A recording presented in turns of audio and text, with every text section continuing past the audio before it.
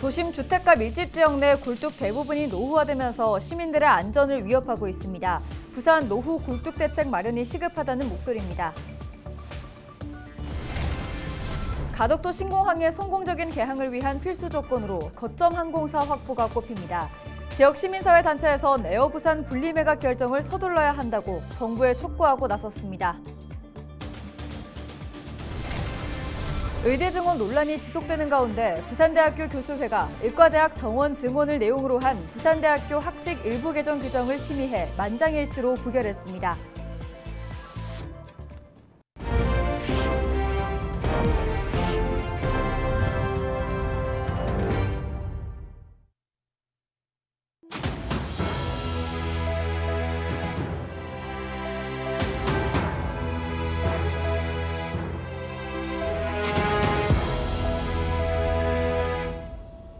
시청자 여러분 안녕하십니까? 헬로티비 부산 뉴스입니다. 도심 주택가 밀집 지역에서 목욕탕 굴뚝을 흔히 볼 수 있습니다. 이런 굴뚝 대부분이 노후되면서 시민들의 안전을 위협해 대책 마련이 시급해 보입니다. 그 실태를 김한식 기자가 취재했습니다. 부산 시내의 한 목욕탕 굴뚝. 30m가량 높이의 굴뚝 중간 콘크리트가 깨지면서 녹슨 철근이 그대로 드러났습니다. 하단 부분에는 녹물이 가득 묻어 있고 깨진 콘크리트가 널려 있습니다. 시내의 또 다른 목욕탕 굴뚝 역시 상황은 비슷합니다. 설치한 지 30년이 넘다 보니 곳곳에 균열이 가고 깨져 있습니다. 길 건너 목욕탕 굴뚝은 그나마 상태가 낫지만 이미 곳곳에 페인트가 벗겨진 상태입니다. 아이고 위험하죠. 지금 이제 철사로 이렇게 감아놓고 옆에는 저 한 5, 6년 전만 해도 저러지 않았거든요. 바람 한번 비 많이 오고 그러면 다 떨어지고. 과거 목욕탕에서는 벙커CU 등을 연료로 사용하면서 대기오염 감소를 위해 20m 이상 굴뚝 설치가 의무화됐습니다. 지난 1990년대부터 목욕탕 연료가 대부분 가스나 전기로 바뀌면서 이런 굴뚝은 대부분 무용지물이 됐습니다. 사용하지 않는 굴뚝을 철거하는 것이 가장 좋지만 문제는 비용입니다. 오래되다 보니까 주위에서 자꾸 이야기가 나와서 그래가지고 한 5m 정도 잘랐습니다. 한 칸에 나가는데 한 150만 원이나 200만 원 갖다 줬을 겁니다. 부산 지역 목욕탕 굴뚝은 지난 2019년 기준 600여 개. 이 가운데 절반인 300개 가량은 사용하지 않는 것으로 조사됐습니다. 부산시는 건축물에 설치된 굴뚝에 대해 1년에 한 번 정기 점검을 하고 별도의 관리 방안을 마련할 것을 각 지자체에 요청했습니다. 현재까지 부산 지역 16개 지자체 가운데 노후 굴뚝 철거 지원 조례가 제정된 곳은 서구뿐인 것으로 파악됐습니다. 업주분들은 이미 폐업한 상태고 또 이 노후화된 굴뚝을 철거하기 위해서는 비용이 좀 많이 드는 걸로 예상이 됩니다. 일부 이렇게 지원할 수 있는 법적 근거를 마련하는 게 좋을 거로 예상됩니다. 흉물이 돼가는 목욕탕 폐굴뚝. 도시 미관을 해치는 건 물론 주민 안전을 위협하는 만큼 대책 마련이 시급합니다. 헬로티비 뉴스 김한식입니다. 가덕도 신공항의 성공적인 개항을 위한 필수 조건으로 거점 항공사 확보가 꼽힙니다. 이 때문에 지역에서는 대한항공과 아시아나항공의 합병 과정에서 에어부산을 분리매각해야 한다는 목소리가 꾸준히 제기되고 있습니다. 지역 시민사회단체가 골든타임을 놓치기 전에 분리매각 결정을 서두를 것을 정부에 촉구하고 나섰습니다. 안수민 기자의 보도입니다. 대한항공과 아시아나항공의 기업 결합 심사가 진행되고 있습니다. 세계 주요 경쟁 당국 14개국 중 13개국은 조건부 승인을 했고 이제 미국의 심사반을 남겨놓고 있습니다. 빠르면 오는 6월 심사 승인이 날 수 있다는 관측도 나옵니다. 부산 지역 시민사회단체는 마음이 조급합니다. 대한항공은 합병 후 저가항공사를 통합해 본사를 인천에 두겠다는 계획. 미국 승인 결정 이후 대한항공이 아시아나항공의 경영권을 확보하게 되면 에어부산 분리매각을 요구하기 어려울 수밖에 없기 때문입니다. 이처럼 중요한 시기지만 부산시의 대응과 소통 방식에는 답답함을 호소하고 있습니다. 일례로 최근 에어부산 분리매각 등 지역 현안과 관련한 민관정 회의가 열렸는데 부산시가 일부 시민단체만 참석시켜 비공개 밀실행정을 하고 다양한 의견 수렴 없이 보여주기식 대책을 발표했다는 주장입니다. 비공개로 시민 수렴의 어떤 절차나 여론 수렴의 공개적인 진행 절차 없이 비공개로 이렇게 처리를 하였다는 것은 굉장히 유감스럽고요. 이것은 결과적으로 부산시가 어떤 속내가 있느냐, 과연 정말 에어부산 분리매각에 대한 의지가 있느냐. 시민사회는 심사가 완료되기 전인 지금이 정부가 결단을 내릴 수 있는 골든타임이라며 정부의 결단을 위해 부산시가 대통령과 직접 소통할 것도 촉구했습니다. 부산시는 이 같은 우려에 대해 부산 상공회의소 위주로 소통하던 데서 시의회와 시민단체까지 포함해 소통 범위를 확대하겠다고 밝혔습니다. 또 기업결합 심사 전 국회와 산업은행, 정부를 상대로 설득 작업을 진행할 계획이라고 전했습니다. 헬로티비 뉴스 안수민입니다. 부산대학교 교수회가 의과대학 정원 38명 증언을 내용으로 한 부산대학교 학칙 일부 개정 규정을 심의해 만장일치로 부결했습니다. 교수회는 부산대 학칙 개정이 공정한 절차와 방법을 거치지 않았고 의과대학의 인적, 물적 환경이 준비되지 않은 것으로 판단해 부결했다고 설명했습니다. 또 부산대학교의 미래를 위한 대학본부의 입장 변화를 촉구했습니다. 한편 부산대학교는 2025학년도 의과대학 정원 125명에 당초 증원 인원 75명의 50%인 38명을 반영해 총 163명으로 정원 규모를 최종 결정하고 지난 4월 30일 한국대학교육협의회에 제출했습니다. 우리나라 최초의 원자력 발전소로 2017년 6월에 영구 정지된 고리원전 1호기의 해체 작업이 본격적으로 시작됐습니다. 한국수력원자력은 7일 국내 기술진이 개발한 기술과 장비를 사용해 원자로 냉각제 개통 등의 화학약품을 주입하고 방사성 물질을 30분의 1 수준으로 낮추는 제염 작업을 시작했다고 밝혔습니다. 이번 제염 작업은 원자력안전위원회의 해체 승인 전에 안전과 해체 작업자의 피폭 최소화를 위한 필수적인 절차로 제염 작업 이후 사용 후 해결료를 반출하게 됩니다.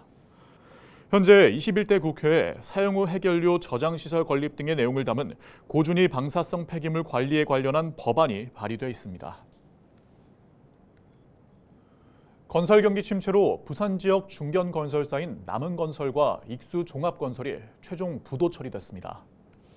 부산의 1세대 건설업체인 남은건설은 1969년 설립돼 건축과 토목, 전기 등 사업을 진행해 왔으며 지난해 기준 시공 능력 평가액은 790억 원 규모로 부산의 25위 업체입니다. 익수종합건설은 2001년 설립돼 지난해에는 시공 능력 평가액 705억 원 규모로 부산 29위 업체였습니다. 이들 업체는 고금리와 고물가 등으로 건설 경기 침체가 지속되면서 유동성 위기를 겪어왔습니다. 어린이날 연휴 마지막 날인 지난 6일 한 남성이 부산 북부경찰서 덕천지구대 앞에 한 상자를 던지듯 두고 갔습니다. 상자에는 편지와 함께 옷과 과자, 라면, 그리고 1,000원짜리 지폐 30장이 들어있었습니다. 편지에는 새 아이의 아빠라고 소개한 뒤 첫째가 장애 3급, 수급자 가정이라고 소개했습니다. 또 폐지를 팔아 조금씩 선물을 샀고 현금은 3만 원 정도밖에 못 담았다고 전했습니다. 이어서 적은 금액이지만 어린이날 어려운 아이 가정에 전달돼 피자라도 사 먹었으면 한다고 편지를 마무리했습니다. 덕천지구대 관계자는 과자 상자가 어려운 아동에게 전달할 예정이라고 밝혔습니다. 부산 KCC가 2023-2024 KBL 챔피언 결정전에서 수원 KT를 상대로 4대1로 승리하며 우승했습니다. 부산 연고 프로스포츠단이 우승한 것은 27년 만입니다. 박형준 부산시장은 5일 수원에서 열린 챔피언 결정전 5차전 경기를 직관하며 현장 응원을 펼쳤습니다. 박 시장은 부산으로 연고지를 이전한 첫 해에 KCC 이지스 농구단이 우승컵을 선사하는 새 역사를 썼다며 앞으로 다양한 체육 정책을 통해 지역 스포츠 발전을 이루고 시민들이 자긍심을 느낄 수 있도록 노력하겠다는 소감을 전했습니다. 술에 취해 바다에 뛰어든 20대 A씨 등 2명이 경찰에 의해 구조됐습니다. A씨 등 4명은 7일 새벽 2시쯤 술에 취해 청사포의 한 선착장 바다에 뛰어들었습니다. 이후 2명은 빠져나왔지만 2명이 빠져나오지 못해 경찰에 구조 요청을 했습니다. 신고를 받고 출동한 경찰은 인명구조용 구명환을 던져 2명을 구조했습니다. A씨 등은 별다른 부상이 없어 귀가 조치됐습니다. 부산시가 우리 동네 사회가치경영 자원순환단 발대식을 열었습니다. 자원순환단은 한국노인인력개발원과 부산 지역 6개 시니어 클럽의 상호 협력을 통해 총 668명으로 구성됐으며 지역 내 수요처를 방문해 폐플라스틱을 수거하고 선별 분류하는 임무를 맡게 됩니다.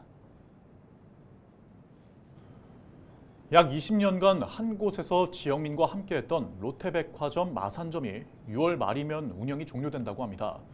수백억 원에 이르는 적자난을 감당하기 어려워서인데요. 아쉬운 마음과 함께 인근 상권에 대한 우려의 목소리도 나옵니다. 전주현 기자의 보도입니다.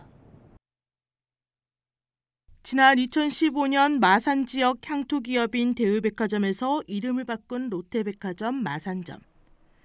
롯데쇼핑이 인수한 지 9년 만에 백화점은 폐점 수순을 밟게 됐습니다. 코로나 이후 적자를 이겨내지 못했기 때문입니다. 대우백화점부터 롯데백화점, 마산점까지 20여 년을 지역과 함께 해온 백화점 폐점 소식에 지역민들은 아쉬운 마음입니다.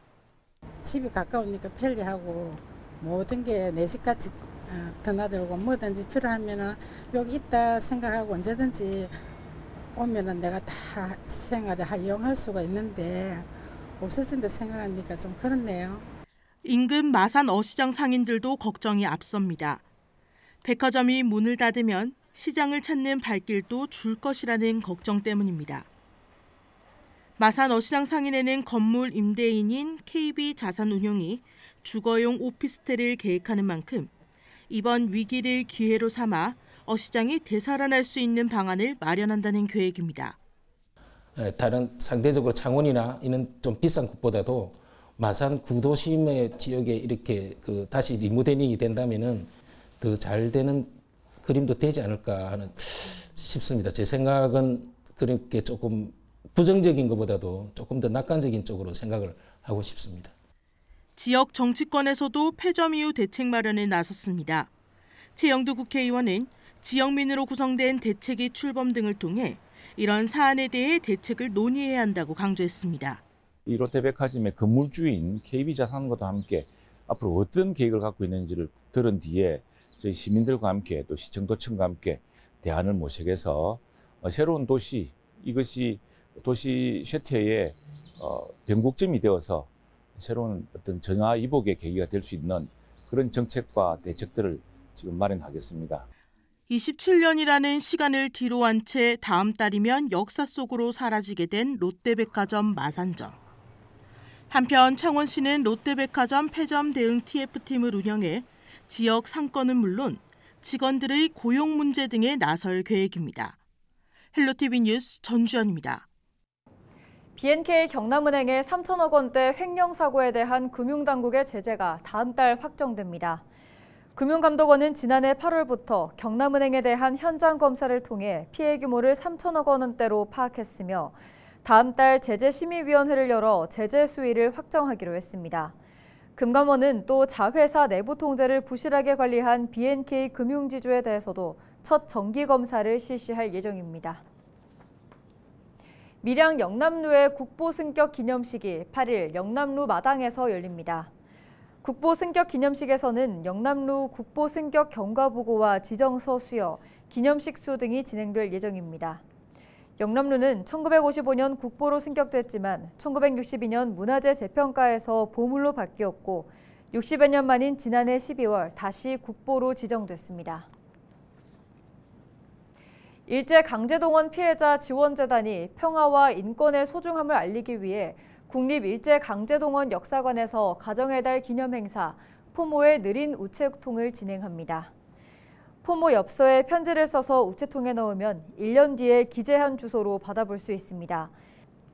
일제강제동원 피해자들의 가족 해체 아픔과 재회 경험을 통해 가족의 소중함을 되새길 수 있도록 마련한 이번 행사는 5월 4일부터 엽서 소진시까지 역사관 4층 로비에서 진행됩니다. 이상으로 뉴스를 마칩니다. 함께해 주신 여러분 고맙습니다.